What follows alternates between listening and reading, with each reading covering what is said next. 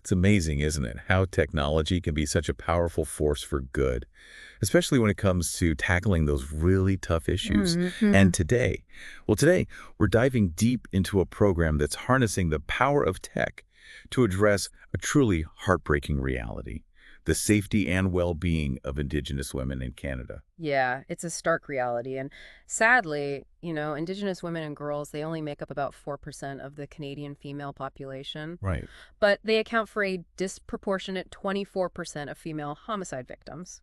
It's an alarming statistic, to be sure. Hmm. And it really underscores the urgency for programs like the one we're focusing on today. Absolutely. Telus Mobility for Good for Indigenous women at risk. This program is actually a direct response to that really urgent call for action. Uh-huh. That's outlined in Call for Justice 15. Yeah. It's from the Reclaiming Power in Place report. And Mhm. it recognizes, that we need concrete steps Yeah. to address the systemic vulnerabilities faced by Indigenous women in Canada.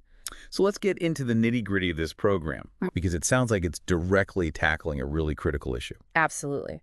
We know that Indigenous women in Canada are 12 times more likely to be murdered or to go missing than other women. Wow. And this program is trying to change that by providing literally a lifeline. A lifeline. Yeah.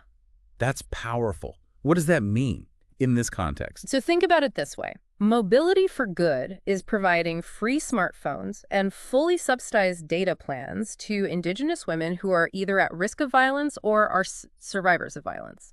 And in a crisis, that phone can be the difference between reaching help and being completely isolated. Okay, so I'm starting to see the connection, but Yeah. wouldn't access to a phone just be, pretty standard in today's world? Why is this program so impactful? It's more than just having a phone. Imagine you're in a remote community Right. where you're fleeing a dangerous situation. Yeah. That phone becomes a direct line to emergency services, a way to access virtual healthcare, and a crucial link to support networks.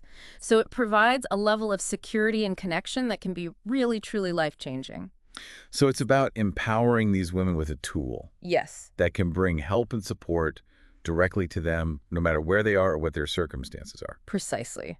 But there's also another layer to this program Oh. that makes it even more impactful. So it's not just Telus handing out phones. They've actually partnered with 38 Indigenous-led organizations across Canada to make sure that this program is culturally sensitive and that it meets the specific needs of each community.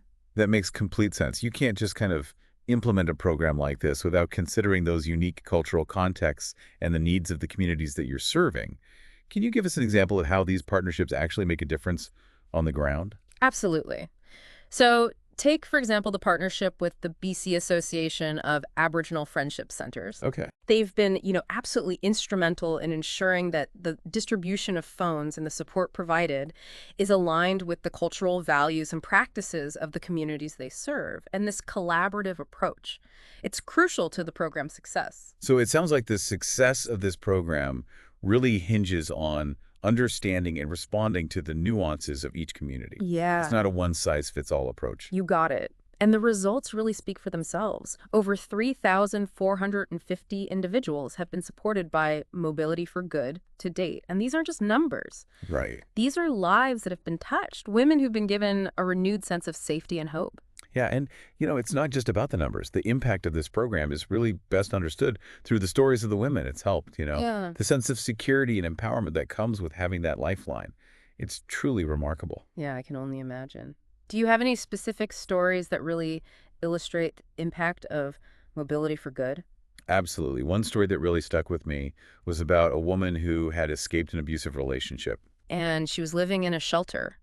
And she was constantly, looking over her shoulder, afraid for her safety. Yeah. But once she got a phone through this program, she just felt this huge weight lift off her shoulders. She could call for help if she needed it, and she could stay connected with her support network. Mhm. And that phone just gave her back a sense of control Wow. and independence. That's a powerful example of how something as simple as a phone can make such a world of difference in someone's life. It really does. And we're hearing stories like this from across the country. The Native Court Worker and Counseling Association of British Columbia, they've shared that their clients have expressed immense gratitude for receiving these phones. They never expected that such a simple act could make such a significant impact on their lives. Yeah, it sounds like this program is providing not just a practical tool, but also a sense of hope and support. Exactly. It's about restoring a sense of dignity and agency to these women. Melissa Hamonek, Director of Holistic Services at Native Child and Family Services of Toronto, she put it beautifully when she said that access to smartphones really supports wellness for Indigenous women, both as a critical safety measure Right. and as a means of maintaining that connection Hmm. with family and community. It's a beautiful sentiment. It highlights how this program goes beyond just that physical device. Yeah. It's about fostering connection, belonging, and overall well-being. Precisely. And it's crucial to remember that this program is part of Telus's broader commitment to reconciliation. It's about acknowledging, past wrongs and taking meaningful action to support Indigenous communities. So this isn't just a charitable initiative. It's a deliberate effort to address systemic inequities Right. and contribute to a more just and equitable future. Exactly. Mobility for Good, it really embodies that commitment in a very tangible way. It's about empowering Indigenous communities and supporting Indigenous-led solutions. And speaking of empowering communities, I'm curious to hear more about the impact this program's had on the organizations that are delivering it. Has it changed their capacity to serve their clients? Absolutely. Take, for example, the Native Women's Resource Center of Toronto. Their executive director, Pamela Hart, she's spoken about how the program has been instrumental in connecting women with community resources, Okay. learning opportunities, cultural events. It's become a vital tool for fostering that sense of belonging and empowerment. That's incredible. It seems like this program's having a ripple effect, not just on individual lives, but on entire communities. It really is. And that ripple effect, it goes beyond just the Indigenous communities it serves. It's a challenge to all of us to think about, how can we contribute to reconciliation in our own lives? Yeah, so it's not just about Telus and its partners. Right. It's about a collective responsibility Yes. to address these issues Yeah. and work towards a more just and equitable future for everyone. Precisely. And Mobility for Good, it provides a compelling example of how technology can be leveraged to drive positive social change. It's a reminder that even seemingly small actions can have a profound impact. As we wrap up our deep dive into this incredible program, what's the one key takeaway you hope our listener walks away with? I hope they're inspired by the power of technology to create positive change Hmm. and motivated to learn more about the amazing work being done by Indigenous-led organizations across Canada. I couldn't agree more. This program is a shining example of how we can use innovation to address these complex social challenges and build a brighter future for all. And for our listener, we encourage you to reflect on this.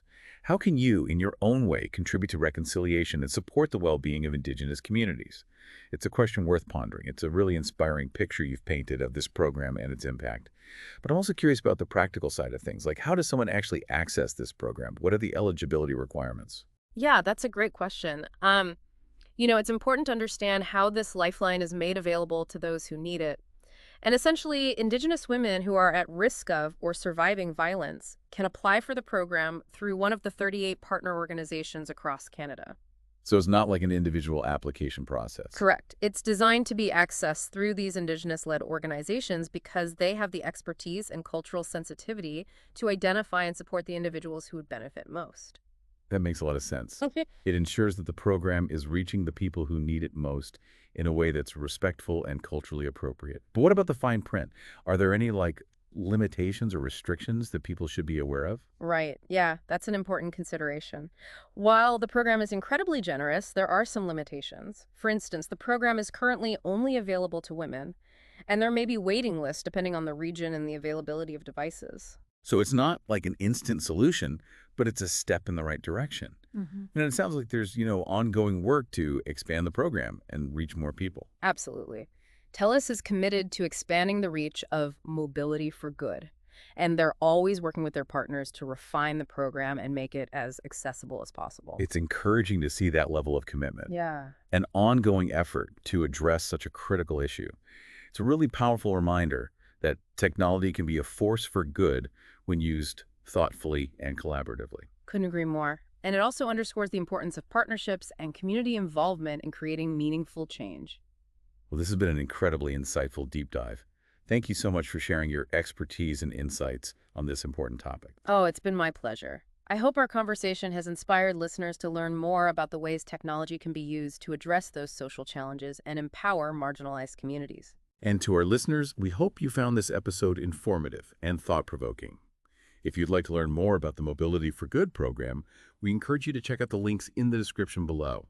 And remember, even small actions can make a difference. Consider supporting organizations that are working to promote reconciliation and support Indigenous communities. Thanks for joining us on the Deep Dive,